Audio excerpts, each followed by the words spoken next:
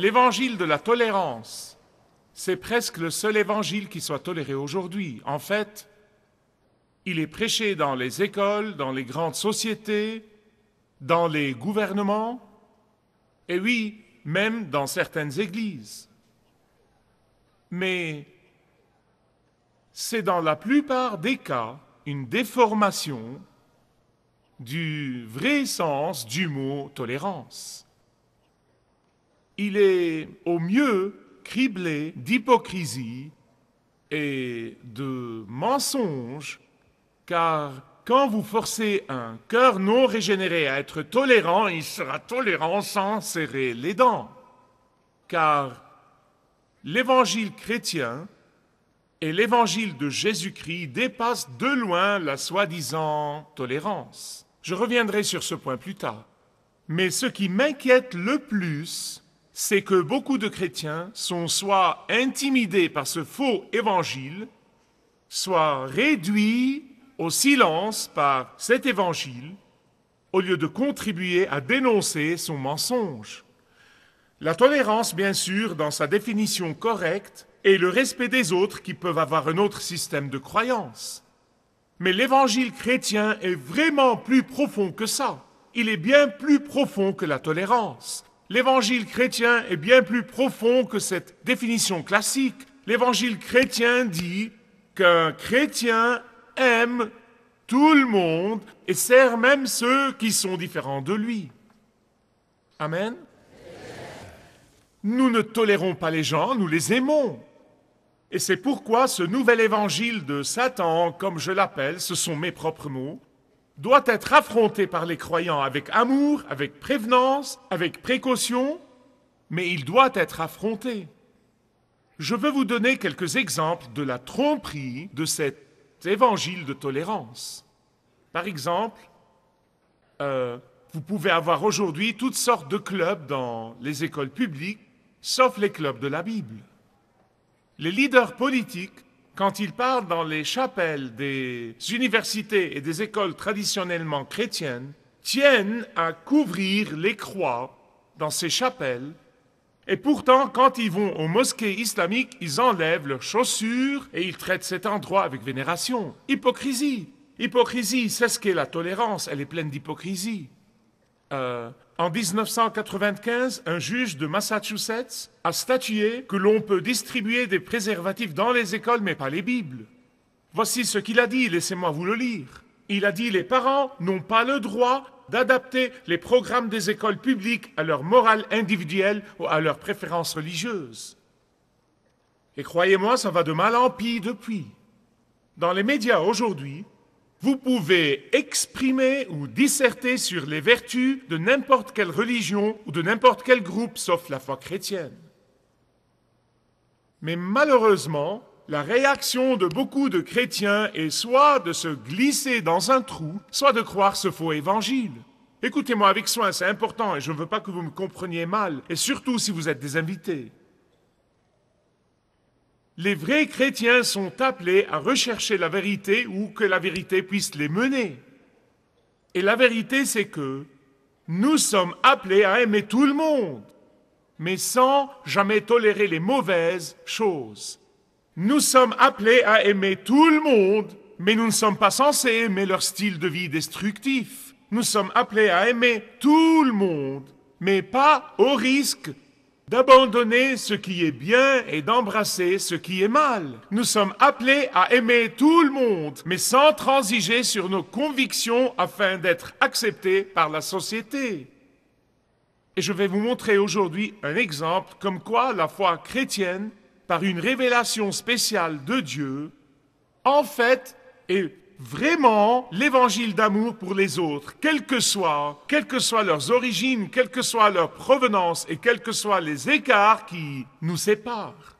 En fait, le plus grand exemple de l'engagement se trouve dans Actes chapitre 10. Ce message est le dernier dans une série au sujet de quitter notre zone de confort, de quitter ce qui nous est familier et de nous engager envers les gens tout autour de nous qui sont assoiffés et affamés du sens de la vie, de l'évangile de Jésus-Christ, assoiffés et affamés de plénitude. Nous sommes tous appelés par Dieu à bouger. Et cet exemple est en fait la plus grande illustration de laisser nos préjugés personnels de côté, de laisser nos jugements stéréotypés de côté, de bouger et de quitter notre zone de confort. En fait, si Pierre n'avait pas quitté sa position, la religion chrétienne aurait été aujourd'hui une petite secte juive. Nous avons vu comment le Seigneur Jésus-Christ lui-même, dans le dernier message, a comblé le fossé entre les Juifs et les Samaritains qui étaient mi-juifs, mi-païens. Plus tard, dans le livre des Actes, chapitre 8, nous voyons Philippe et Pierre et Jean qui descendent dans la ville de Samarie afin de prêcher le Christ et proclamer sa mort et sa résurrection et la venue du Saint-Esprit. Et tous les Samaritains ont été remplis du Saint-Esprit dans le livre des Actes, chapitre 8. Et là, le plus grand fossé était vraiment entre les Juifs et les païens. Et là, seul Jésus et son évangile pouvaient combler le fossé qui séparait ces deux peuples. Si les Juifs détestaient les Samaritains, croyez-moi, ils détestaient farouchement les païens, vraiment. Et c'est pourquoi je vous dis, c'est le plus grand exemple d'aller vers l'autre. Le fait que Pierre soit allé vers les païens était un défi radical pour les croyants juifs, et Dieu a choisi Pierre, l'apôtre principal lui-même, pour le faire, car si ce n'était pas Pierre, ça n'aurait mené à rien. Et Dieu a été si bon, il a été si miséricordieux en préparant le cœur de Pierre pour cette tâche, pour quitter radicalement sa zone de confort. Écoutez, Pierre a fait beaucoup de chemin en acceptant les Samaritains comme ses frères dans le Christ. Et là, il va vraiment faire tout le chemin en acceptant les païens comme ses frères dans le Christ. Vous voyez, les Juifs non seulement détestaient les païens, mais ils n'avaient rien à faire avec eux. En fait, ils n'acceptaient jamais d'être invités dans les maisons des païens. Et il ne leur venait jamais à l'esprit d'inviter un païen dans leur maison. Même la poussière de la terre des pays des païens était considérée comme impure. Et c'est pourquoi ils devaient secouer cette poussière avant de rentrer dans le territoire juif. Et c'est de là que provient la formule « secouer la poussière de vos pieds ». Les Juifs ne mangeaient jamais de la nourriture préparée par les païens. En fait, les ustensiles de cuisine, quand ils étaient achetés des pays des païens, devaient être purifiés avant d'être utilisés dans les maisons juives. L'essentiel, c'est que, écoutez, les païens étaient considérés comme impurs et en fait, même leur présence était considérée comme impure pour les Juifs. Nous parlons de quitter notre zone de confort. Nous parlons de quitter nos stéréotypes. Corneille était un capitaine italien de l'armée romaine. Il craignait Dieu et il était un homme généreux. Mais Dieu l'a préparé aussi en lui envoyant un ange. Tout comme Pierre, qui a marché 3 ans avec le Seigneur, a dû être préparé, il en allait de même pour Corneille. Réfléchissez avec moi au timing de tout ça. Juste au timing. Ça vous en dit long sur Dieu et sur le caractère de Dieu et sur la façon de faire de Dieu comme nulle part ailleurs. Et la raison pour laquelle je vous dis de focaliser sur le timing de Dieu, c'est que si vous êtes un tant soit peu comme moi, vous avez dû être frustré du timing de Dieu à un moment donné. Bonjour, puis-je avoir un témoin? Non, mais écoutez, je le sais, de ma propre vie. Le timing de Dieu m'a bien des fois exaspéré, vraiment. Et je sais que si vous êtes un tant soit peu comme moi, vous avez bien des fois voulu que le timing de Dieu soit sur votre timing. Et si Dieu suit mon calendrier, tout ira bien pour moi. Mais il ne fait pas ça. Il ne le fait pas. Il ne le fait pas, mais n'oubliez pas, il n'a jamais une seconde de retard. Et il n'a jamais une seconde d'avance. Il est toujours à l'heure. Je sais que c'est difficile à accepter et difficile à prendre à cœur. Vous le voyez là, à l'instant où Pierre s'est réveillé de sa transe, les soldats de Corneille ont frappé à la porte. Bon Dieu, s'ils étaient arrivés plus tôt, Pierre aurait dit « pas question ». S'ils étaient arrivés tard, Pierre aurait eu le temps d'y réfléchir et il aurait dit « Oh, je me demande si c'était un cauchemar. » Ce n'était pas une vision de Dieu, c'était un cauchemar. Pas seulement ça, mais avant l'arrivée de Pierre à la maison de Corneille, tous les cœurs étaient déjà préparés. Ils étaient préparés pour écouter l'Évangile et préparés pour obéir à l'Évangile. Tout a marché d'après le plan de Dieu. Plus tôt nous comprenons cette affaire de timing de Dieu, et plus nous nous épargnerons du chagrin et de la souffrance. Nous nous épargnerons beaucoup d'anxiété et de fausses inquiétudes. Nous nous épargnerons beaucoup de craintes et beaucoup d'appréhensions inutiles. Nous nous épargnerons beaucoup de panique et de douleur. Mais quand j'ai fait confiance au timing de Dieu, quand j'ai fait confiance à la préparation de Dieu, quand j'ai fait confiance au plan souverain de Dieu, j'ai toujours eu la victoire. Puis-je avoir un témoin? Regardez Acte 10 si vous ne l'avez pas déjà fait. Il y a 3 choses que je veux vous dire très rapidement. Dans les 10 premiers versets, Dieu prépare le cœur de Corneille. Puis dans les 10 versets suivants, 9 à 20, Dieu prépare le cœur de Pierre. Puis dans les 20 dernier verset, Dieu prépare les cœurs de toute la maison. D'abord, la préparation de Corneille. Vous savez, je dis souvent aux gens que les meilleurs d'entre nous peuvent travailler sur 1 ou 2 ou 3 ou 4 fronts en même temps. Mais écoutez, Dieu travaille sur des milliers et des milliers de fronts et cela en même temps. Il le fait vraiment. Lui seul peut le faire. Il travaille sur tout ce qui est effectif pour votre vie. Il vous aime assez pour faire ça. Il travaille sur tout ce qui est effectif pour votre avenir. Mais vous ne pouvez pas le voir. Il travaille sur ce qui est effectif pour vos bien-aimés. Il travaille sur ce qui est effectif pour son royaume en général. Il travaille sur tous ces fronts en même temps, pour sa gloire et pour votre bien. Corneille craignait Dieu, mais il n'était pas complètement converti au judaïsme. Il n'a pas accompli le rite de la circoncision. Et dans la langue d'aujourd'hui, nous disons qu'il cherchait sincèrement la vérité. Il cherchait sincèrement la vérité, mais il n'était pas encore converti. Et la Bible nous fait bien comprendre que si vous cherchez Dieu, vous le trouverez. Si vous cherchez sincèrement la vérité, vous trouverez Jésus. Et c'est pourquoi Jésus a dit, cherchez et vous allez, quoi? Trouver. Corneille avait 100 soldats sous ses ordres, sous son commandement. Et l'histoire nous dit que les soldats romains détestaient les Juifs, et les Juifs leur rendaient l'appareil. Mais pas Corneille. Cet homme pieux cherchait à s'humilier devant le Dieu des cieux, Jéhovah, Yahweh, Dieu. Il n'était pas polythéiste et il n'adorait pas plusieurs dieux comme la plupart des Romains. Il adorait le seul vrai Dieu. Et Dieu a répondu à son humilité. Il cherchait à soutenir financièrement le travail de Dieu. Et Dieu a toujours un faible pour les gens pieux et généreux. Il cherchait à être à la hauteur de la petite lumière qu'il avait.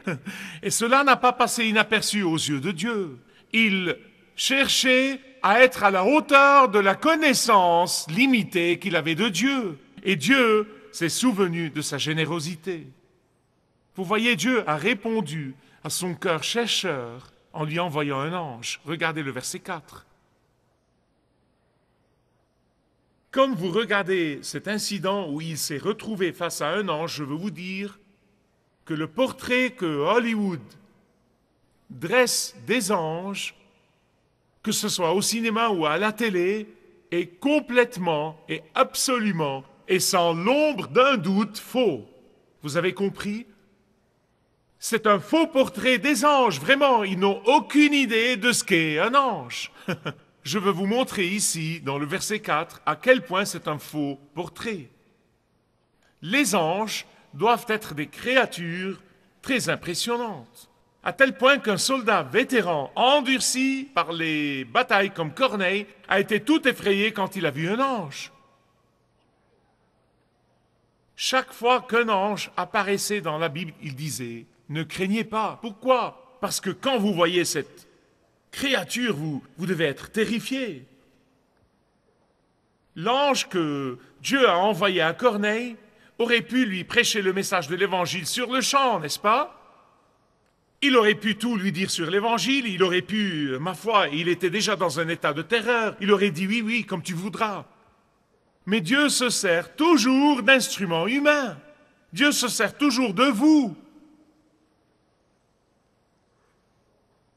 Et bien sûr, Dieu adoucira le cœur de ceux à qui il vous envoie. Et Dieu préparera toujours le cœur de ceux qu'il vous envoie. Mais il veut toujours que vous ouvriez la bouche. Dieu voulait que Pierre voie de première main comment un païen de plein droit peut être converti au Christ et rempli du Saint-Esprit. Pourquoi est-ce important? C'est très important, écoutez-moi. Quand le Saint-Esprit est venu demeurer sur terre pour la première fois, car dans l'Ancien Testament, le Saint-Esprit venait sur Samson ou sur quelqu'un d'autre, faisait le travail de Dieu, puis revenait au ciel. Mais le Saint-Esprit de Dieu est venu le jour de Pentecôte pour demeurer dans les croyants. Eh bien, il n'y avait que des Juifs dans la chambre haute. Il n'y avait que des croyants juifs quand le Saint-Esprit est venu. Et donc le Saint-Esprit est venu une deuxième fois dans le livre des Actes, chapitre 8, quand les mi-juifs, mi-païens sont devenus croyants. Et il est descendu sur les Samaritains. Et là, c'est comme si Dieu fermait le circuit, fermait le cercle, et pour la première fois, le Saint-Esprit est descendu pour demeurer dans les païens. Corneille et toute sa maison. Finalement, Dieu a dit, d'accord, avec ça, l'Évangile est pour tout le monde, de tous les groupes ethniques, de toute langue, de toute nation, pour tout le monde au monde. Et écoutez, c'est la mission de marcher avec le guide. Nous prenons l'Évangile au coin sombre du globe, que ce soit à travers la radio, la télé ou n'importe quel moyen par lequel nous pouvons nous introduire, afin que tout le monde, comme a dit Jésus, afin que l'Évangile soit prêché jusqu'aux extrémités de la terre. C'est ce que Jésus nous a demandé de faire. Donc il a préparé le cœur de Corneille. Deuxièmement, il a préparé le cœur de Pierre par l'intermédiaire d'un rêve. Si le Seigneur avait préparé Corneille mais pas Pierre, ça aurait été tout autre chose. Si les soldats de Corneille étaient arrivés sans que Pierre soit préparé, il aurait résisté à l'invitation de ces soldats. Mais le Seigneur a montré à Pierre, par une révélation spéciale pendant sa transe, pendant qu'il se reposait avant le repas, il lui a montré une vision d'une grande toile dans laquelle il y avait une nourriture pas cachère. Et il voulait essentiellement que Pierre passe de la nourriture aux gens. Il y a un double sens ici. Parce que les Juifs considéraient ce genre de nourriture comme impur, tout comme ils considéraient les païens comme impurs. Comme si Dieu disait à Pierre dans son rêve, « Pierre, je vais mettre les païens à part pour ma gloire. Et ils seront des partenaires à part entière dans mon royaume. » Pierre, comme juif fidèle qui ne mangeait rien de souillé ou d'impur, était gêné. Et c'est pourquoi Dieu a dû le lui répéter 3 fois. Mais il voulait que Pierre passe de la nourriture aux gens. Pierre n'était jamais entré dans la maison d'un païen, encore moins passé la nuit. Vous comprenez cela? Corneille, en tant que capitaine fier de l'armée romaine, ne se serait jamais prosterné, même dans ses rêves les plus fous, devant un humble juif. Quand Dieu travaille, les préjugés se dissipent. Quand Dieu travaille, vous ferez l'infaisable. Quand Dieu travaille, vous irez où vous pensiez que vous ne pourriez jamais aller. Écoutez, forcer un cœur non régénéré à être tolérant n'est pas plus possible En réalité, ils peuvent juste le feindre que l'époux l'ayant des dents. Verset 34. Pierre fait une déclaration incroyable. Je dis que c'est une déclaration incroyable. Il dit, je reconnais que Dieu ne fait point exception de personne ou que Dieu ne manifeste aucun favoritisme. Et croyez-moi, non seulement c'est une déclaration qui entre dans l'histoire, non seulement c'est une déclaration qui change le monde, non seulement c'est une information qui influe sur le monde, mais amis bien-aimés, réfléchissez-y avec moi pour un instant, car ce devrait être un défi et un encouragement pour ceux d'entre nous qui ont parfois levé les yeux au ciel et ont dit « Dieu ne m'aime pas ». Il ne m'aime pas comme il aime un tel ou un tel. Dieu ne se soucie pas de moi comme il se soucie d'un tel ou d'un tel. Non, amis bien-aimés, Dieu vous aime de la même manière. Il ne montre aucun favoritisme.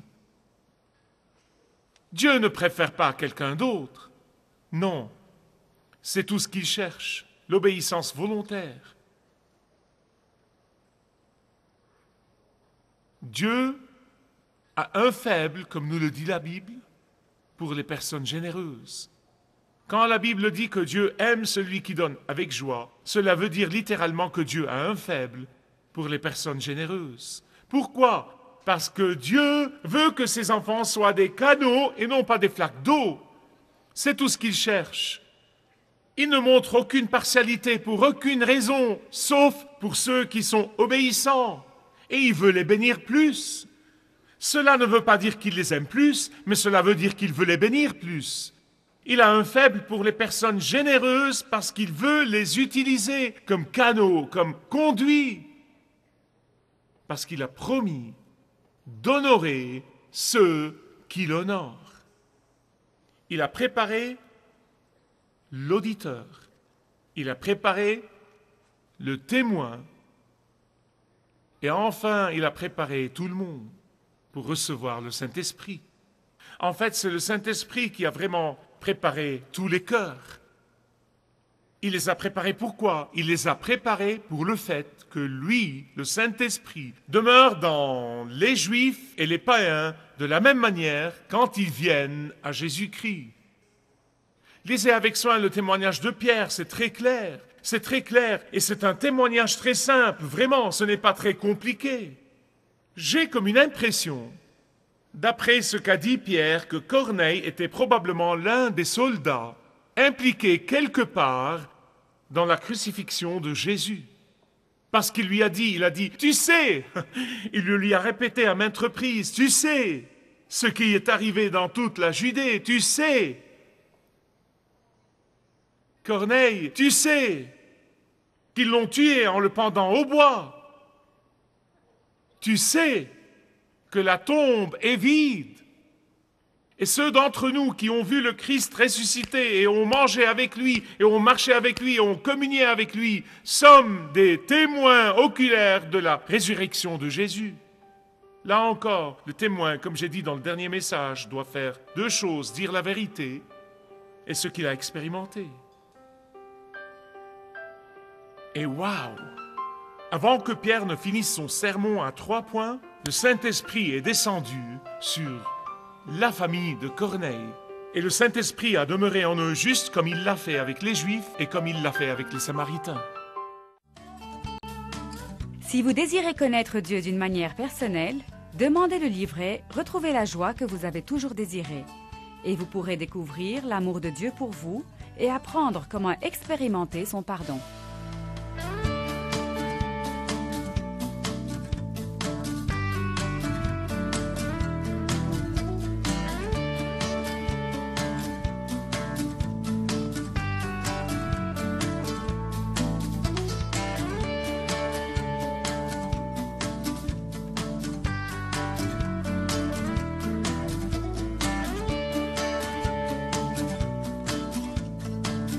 Si vous avez une relation personnelle avec Dieu et vous êtes intéressé à marcher plus intimement avec lui, demandez le livret « 7 pas sur le chemin de la foi » qui vous guidera dans une relation plus profonde avec votre Père Céleste. Demandez votre livret gratuit.